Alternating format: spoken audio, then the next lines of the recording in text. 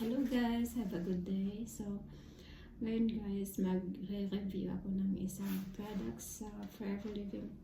So, ito ay yung Forever Aloe Vera Gel.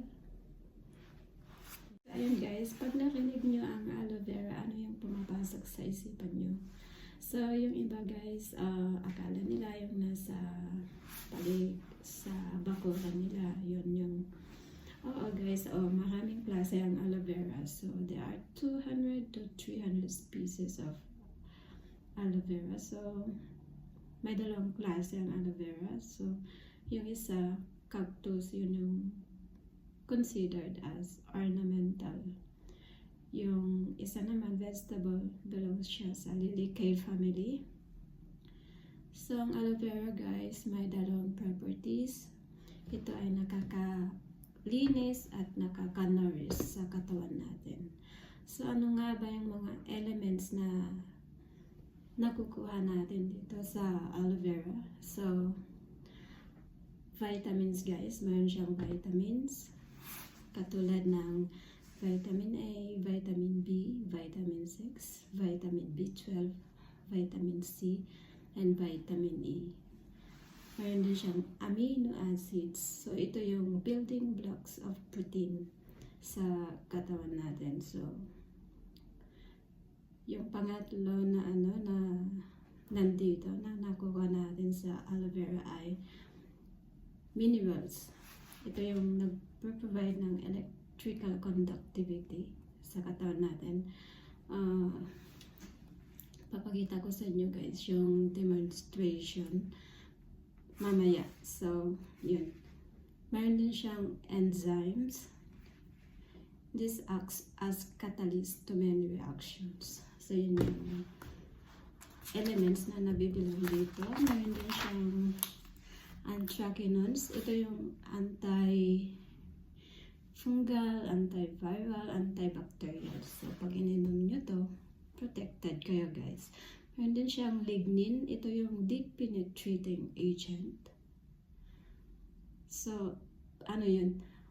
Yung deep penetrating agent ay, kunyari, pag uminom kayo nito, until up to the cellular level ng katawan natin ay nalilinis niya. And last, yung saponin.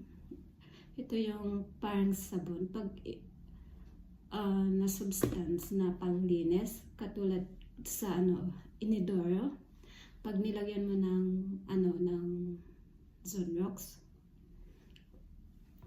natatanggal yung mga doon, di ba, yung matitigas na dumi na nakalagay doon. So, parang ganun din yung aloe vera.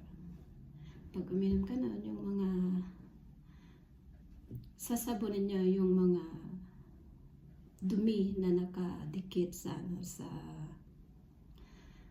natin, sa digestive system natin. So, yun guys, yung saponin. Saponin, soup-like substance for cleansing, I mean. Why we need to drink aloe vera guys? So, these are the reason why we need to drink aloe vera gel. So, it promotes good gut health. It supports a healthy functioning immune system. It supports healthy digestion. It supports nutrient absorption by 300%. It helps maintain natural energy levels. This aloe vera gel guys contains 99.7 pure inner leaf of aloe vera gel, rich in vitamin C. So this is sugar-free and safe for diabetic people. So this is good for detox. If you are bloated, constipated, if you are having acidity, heartburn, indigestion, stomach gases, or ulcers, so this is great. So, disclaimer guys, this is not a medicine. This is a natural products that can help us maintain our good health. So, thank you for watching. See you guys.